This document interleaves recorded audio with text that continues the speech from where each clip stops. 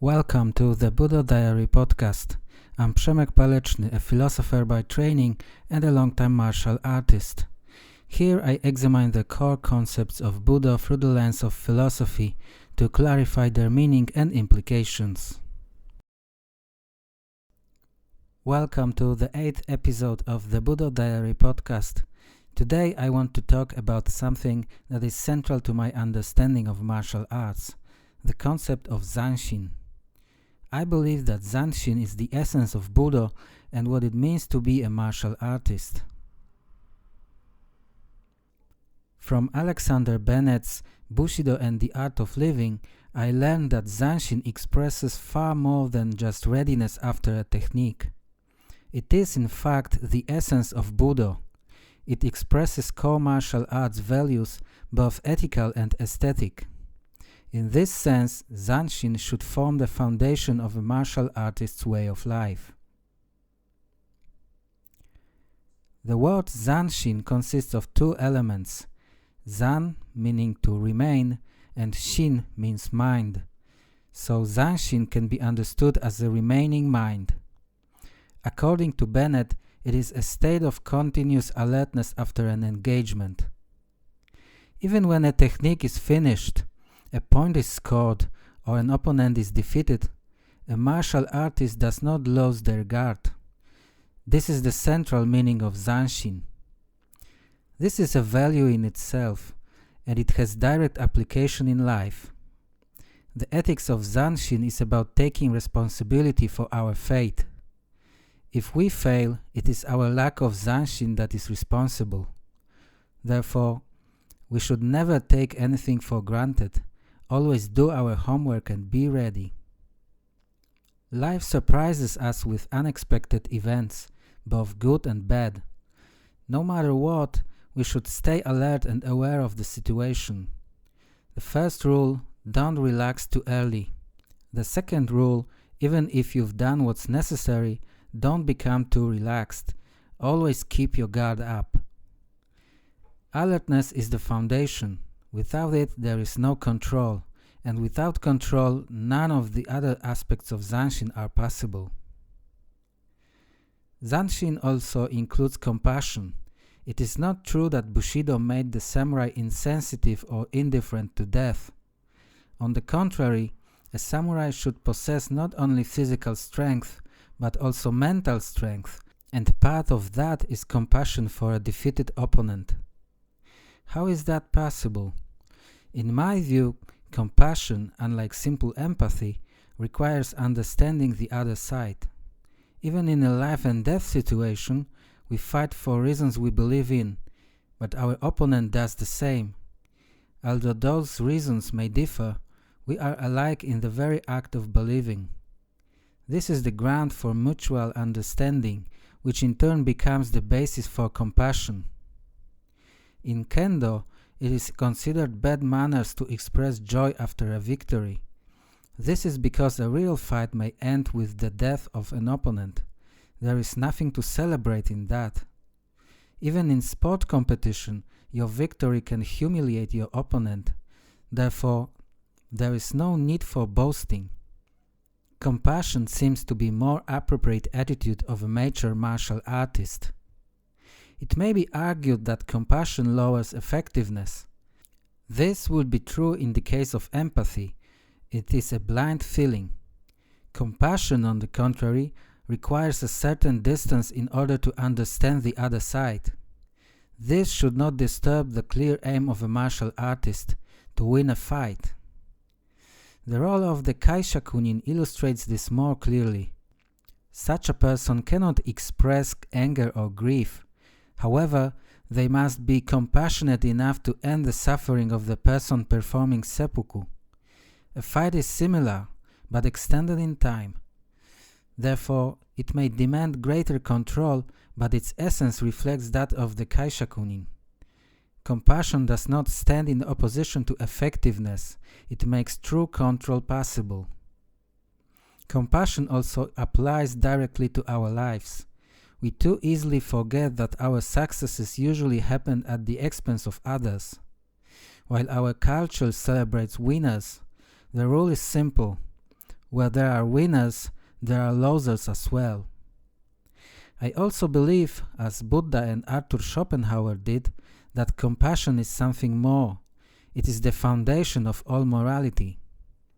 Therefore, developing compassion means becoming a better person in the ethical sense, a better human being.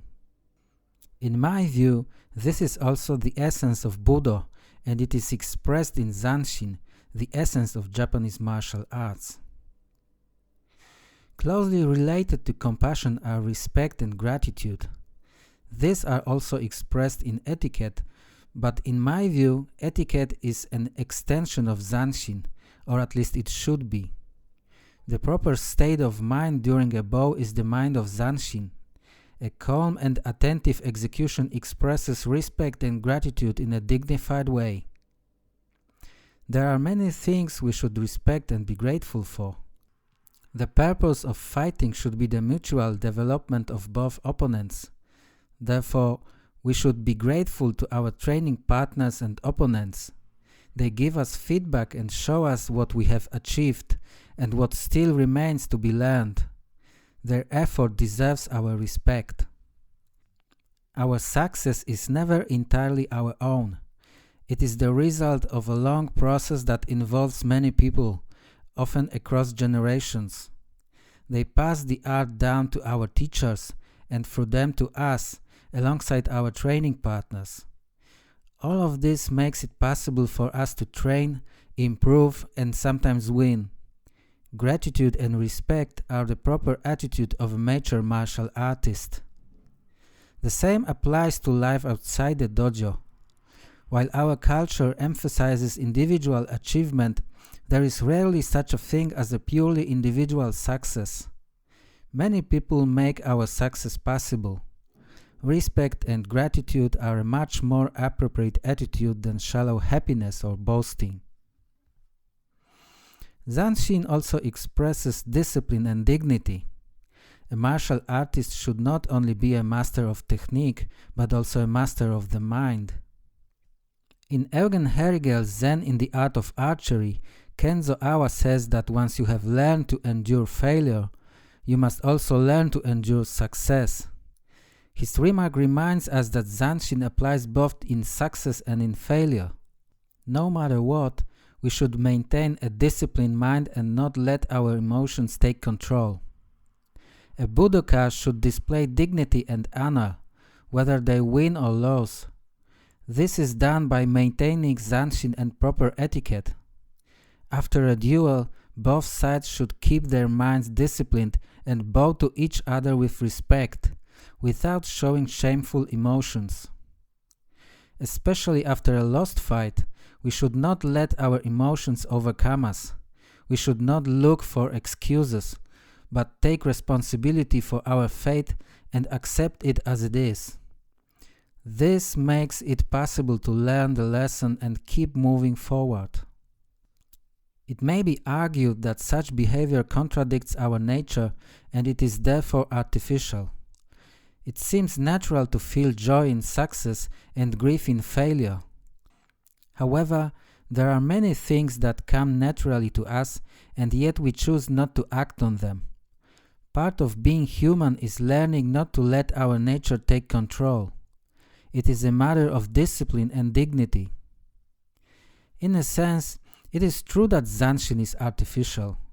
However, everything we learn in martial arts is artificial in this sense. That is precisely why it must be learned. Zanshin is part of this process. A mature martial artist should not only be technically prepared for a fight, but also psychologically.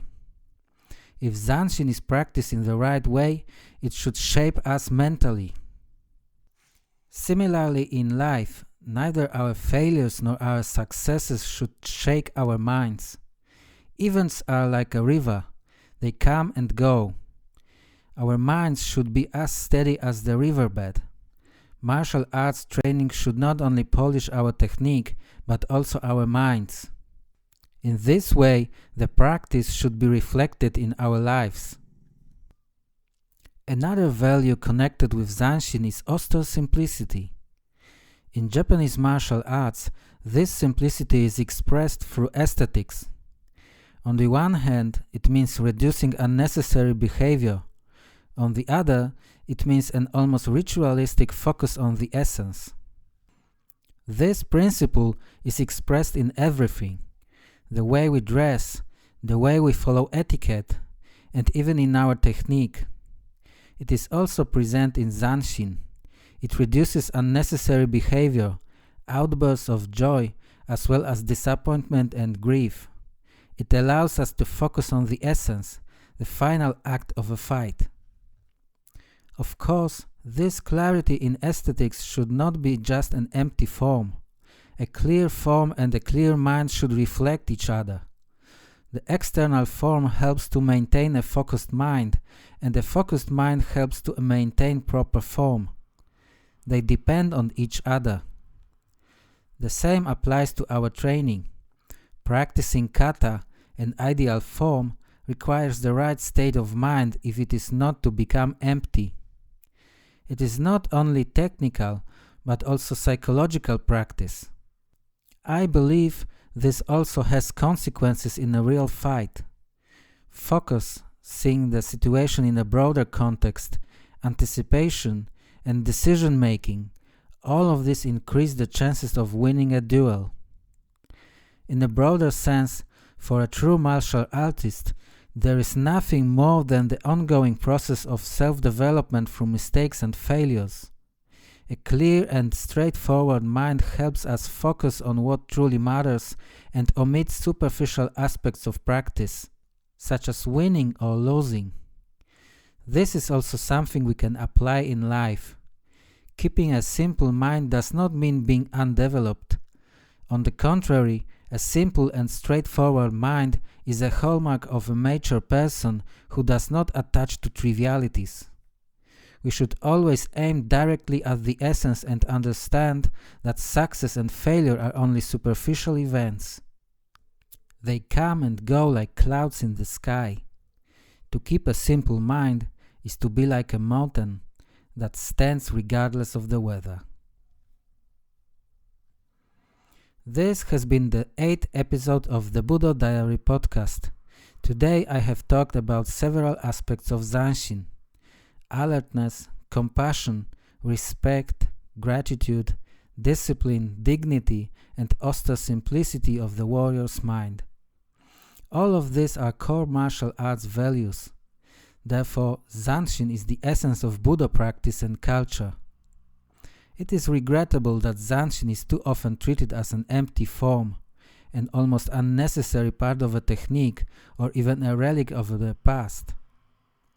On the contrary, as I have argued, Zanshin is the essence of being a martial artist. It includes everything that should be reflected in our way of life.